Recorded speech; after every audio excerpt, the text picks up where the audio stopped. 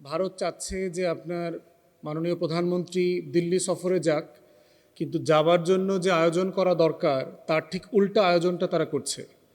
দাওয়াতপত্র দিয়ে আবার 5 তারিখে গণ অভ্যুত্থানের দ্বিতীয় বার্ষিকীর দিনে সে আবার হাসিনাকে ওখানে বক্তব্য দেওয়ার জন্য অ্যালাউ করছে। তো এটা তো একটা প্রচ্ছন্ন উস্কানি। চাকমা নেতারা দেখলাম যারা আমাদের অঞ্চলে আছেন এবং যারা ভারতে বাস করছেন, তারা ইতিমধ্যে ভারতের আদালতে যাবেন পর্যন্ত বলেছেন যে আমাদের পার্বত্য চট্টগ্রামকে ভারতে অ্যানেক্স যেন করে নেয়, অন্তর্ভুক্ত করে নেয়। তাহলে এই যে ঘটনাগুলো ঘটছে, এটার সাথে তো দিল্লির নিঃসন্দেহে ইন্ধন আছে, ঐতিহাসিক ইন্ধন আছে। তারপরে বিমস্টেকের চেয়ারম্যান হিসাবে ব্রিক্সের সাইডলাইনে দাওয়াত দেওয়াটা আমাদের দেশের জন্য খুবই অপমানজনক। তো সেক্ষেত্রে মাননীয় প্রধানমন্ত্রী এবং পররাষ্ট্র মন্ত্রণালয় যে সিদ্ধান্ত নিয়েছেন ওখানে না যাবার জন্য, সেটাকে আমরা সঠিক সিদ্ধান্ত মনে করি। আমরা বোধ করি যে আমাদের ভারতের সাথে সম্পর্ক তৈরি করবার জন্য নীতিগত কোনো পজিশন নাই। বিষয়টা হচ্ছে যে ভারত এই সম্পর্কটা করতে চায় কি না সেটা ভারতকে প্রমাণ করতে হবে। বাংলাদেশ ঐতিহাসিকভাবে গত 55 বছর ধরেই ভালোভাবে সম্পর্ক করতে চাওয়ার জন্য যা যা করার সব করেছে, কিন্তু ভারত কখনো বাংলাদেশের রাষ্ট্র আকারে এই সম্পর্কটা করতে চায় নাই। অতএব এইটার পুরো দায়িত্ব যা কিছু আছে সব কিছু হচ্ছে চাণক্যপুরী থেকে হতে হবে, ভারত থেকে হতে হবে, দিল্লি থেকে হতে হবে। এবং ভারতের সাথে আজকে সম্পর্কের এই যে টানাপোড়েন, তার শতভাগ দায় হচ্ছে দিল্লির। দিল্লি এই ধরনের হাসিনা মার্কা লোকদেরকে যদি ক্ষমতায় আসীন করবার চেষ্টা করে, আগামী দিনগুলোতেও চেষ্টা করে, তাকে যদি আবার 81-র মতো ফেরত পাঠায়, তাহলে তো সেটা ক্ষমতা এবার সম্পর্ক উন্নয়ন হবে। 81 সালে সে এসে শহীদ জিয়ার হত্যাকাণ্ডের সাথে জড়িয়ে গেছে, এরকম একটা বাস্তবতা আছে। কিন্তু এবার যদি হাসিনা এসে জেলে চলে যায়, এতে বাংলাদেশের মানুষ আবার খুশি হবে। তো সেইখানে ভারতকে প্রমাণ করতে হবে তারা আসলে সম্পর্ক উন্নয়ন করতে চায় কিনা। তারপরে দেখেন যে আদালতের প্রশ্নটা একান্তই ভারতের ইন্টারনাল ব্যাপার, ওখানে তো আমরা কিছু বলতে পারবো না। বাট একটা বিষয় হচ্ছে, ইন্টারপোলের মাধ্যমে একটা দাগী আসামির জন্য আমাদের পক্ষ থেকে বলা হয়েছে, আমাদের সাথে এক্সট্রাডিশন আইন আছে। তারপরে দেখেন হাসিনা তো তার পোষ্য বহু বছরের, কিন্তু এই যে লীগের 2টা ছ্যাঁচড়া ছেলে যোগ হইল আপনার শহীদ ওসমান হাদিকে হত্যা করবার জন্য, তাকে কেন ফেরত দিচ্ছে না ভারত? কি কারণ আছে? এর মানে কি প্রচ্ছন্ন ইঙ্গিত আছে মমতা ব্যানার্জির সাথে অমিত শাহের যে কনভারসেশন, যে ওসমান হাদির সাথে ভারত জড়িত?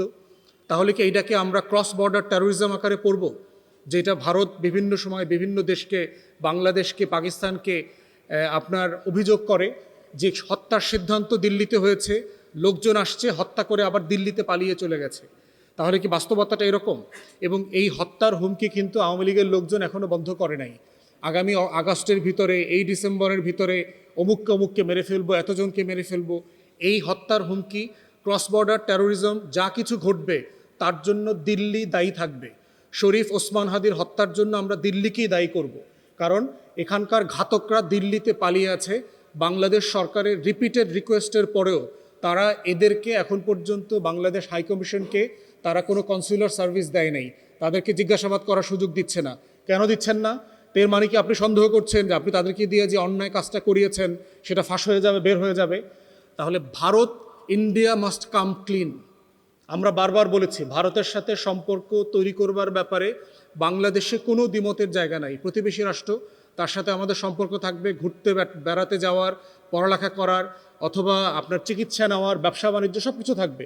কিন্তু আমার সম্পর্ক নষ্ট করে না, আমার ইজ্জত সম্মান নষ্ট করে না, যেটা হাসিনা করেছে। তাই আমরা বারবার বলছি দিল্লিকে যে আপনার সম্পর্ক উন্নয়নের পুরো দায় আপনার। বাংলাদেশ ন্যায্যভাবে যা যা করবার সব করেছে, এবং এই সরকারের এই পজিশনকে আমরা স্বাগত জানাই।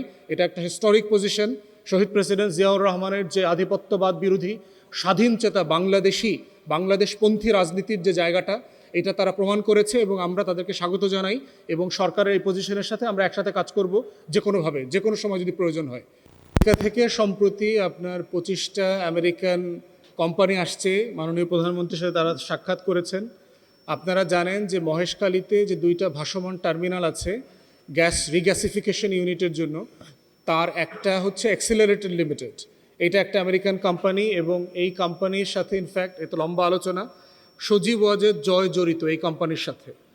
এই কোম্পানিতে অ্যাডভাইজার হিসাবে কাজ করছেন পিটার হাস, এবং সে এর আগেও আপনার মনে আছে গত বছর গণ অভ্যুত্থানের পরের বছর অন্তর্বর্তীকালীন সরকারের সময় তিনি এসেছিলেন।